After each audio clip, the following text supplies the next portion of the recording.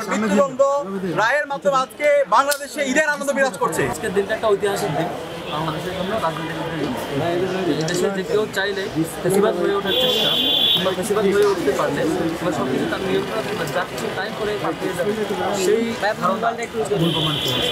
আজকে আপনি যত বড় শক্তি হয়ে উঠতে পারেন, জনগণের বিপরীতে যাবেন, ফেসিবাদ হয়ে উঠবেন, জনগণ তার জবাব। আজকে রায়ের মধ্য দিয়ে এই চূড়ান্ত ফেসিবাদের শেষ করে যাওয়া যে আসলে রায় সকল রাজনীতির উজ্জ্বল শিক্ষামূলক জায়গা। দ্বিতীয়ত হচ্ছে অনেকগুলো মামলা, অনেক হত্যাকাণ্ড, অনেক এরকম গণহত্যা হত্যাকাণ্ড 2008 থেকে শুরু করে 2006 থেকে শুরু করে একেবারে 24 প্রত্যেকটা হত্যাকাণ্ডের বিচার হওয়ার জন্য মাত্র একটা অভিযোগের 6টা হত্যাকাণ্ডের 12 জন সহ এক্সাম্পলের উপর আজকে বিচার হয়েছে। সবগুলো হত্যাকাণ্ডের একটা আওতায় আসে। সবগুলো হত্যাকাণ্ডের বিচার হলে আরও অনেক অপরাধীকে ধরা পড়ে। সবগুলো বিচার দ্রুত হয়ে যাওয়া দরকার, সকল অপরাধীকে এই দ্রুত রায় ঘোষণা এবং রায় কার্যকরের দিকে আগে এভাবে পেন্ডিং লিখে অনেকগুলো মামলা যে পেন্ডিং সেগুলো দ্রুত হয়ে যাওয়া দরকার।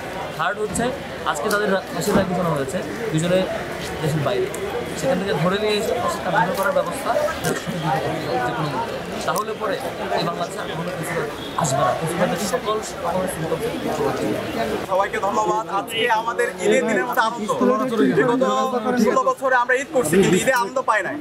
আজকে খুনে হাসিনার রায়ের মাধ্যমে তার মৃত্যুদণ্ড রায়ের মাধ্যমে আজকে বাংলাদেশে ঈদের আনন্দ বিরাজ করছে এবং একই সাথে আজকে এই রায়ের মাধ্যমে জুলাই বিজয় হয়েছে, জুলাইয়ের প্রজন্ম বিজয় হয়েছে, ইনসাফের বিজয় হয়েছে। তো আমরা প্রথমত হচ্ছে আমাদের আন্তর্জাতিক অপরাধ ট্রাইব্যুনালকে ধন্যবাদ জানাচ্ছি, এরপর হচ্ছে ইন্ডিয়ান সরকারকে ধন্যবাদ জানাচ্ছি।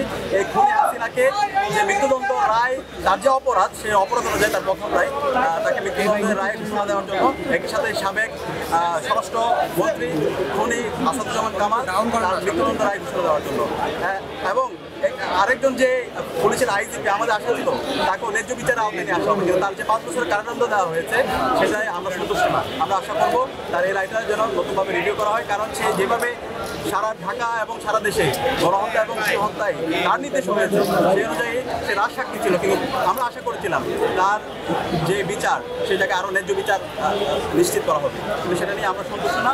আমরা অনুরোধ করবো সেই জায়গায় যেন রিভিউ করা হয় এবং একই সাথে এই খুনি হাসিনা এবং তার দোসররা আজকে এই দেশ থেকে পালাইছে, তাদের রাজনীতি কিন্তু ক্লোজ হয়ে গেছে 5 আগস্টে। বাংলাদেশে আর তাদের রাজনীতি কখনো ফিরে আসার সুযোগ নেই। আজকের রায়ের মাধ্যমে তাদেরকে একদম কবরস্থ করা হয়েছে। আওয়ামী লীগের রাজনীতি এবং সন্ত্রাসীদের রাজনীতি একদম মাটির নিচে তাদেরকে দাফন করে ফেলা হয়েছে। এখন মূল কাজ হবে এই খুনি হাসিনা এবং তার দোসরদেরকে দেশে নিয়ে আসা, দেশে নিয়ে এসে রায় কার্যকর করা, ফাঁসিতে ঝুলানো। এটা আমাদের সবার দাবি, এটা শহীদদের দাবি, শহীদ পরিবারের দাবি। আমরা খুব দ্রুত সময়ের মধ্যে সবাইকে অনুরোধ করবো যারা দায়িত্বশীল পর্যায়ে আছে, ইন্টারিম এবং হচ্ছে আন্তর্জাতিক অপরাধ ট্রাইব্যুনালের যে প্রসিডিউরগুলো আছে সেগুলো শেষ করে খুব দ্রুতই খুনি হাসিনা এবং তার দোসরদেরকে নিয়ে এসে তাদেরকে যেন দ্রুত ফাঁসিতে ঝুলিয়ে রায় কার্যকর করা হয়। দেশে দেশে সবার সাথে দ্য নিউজ।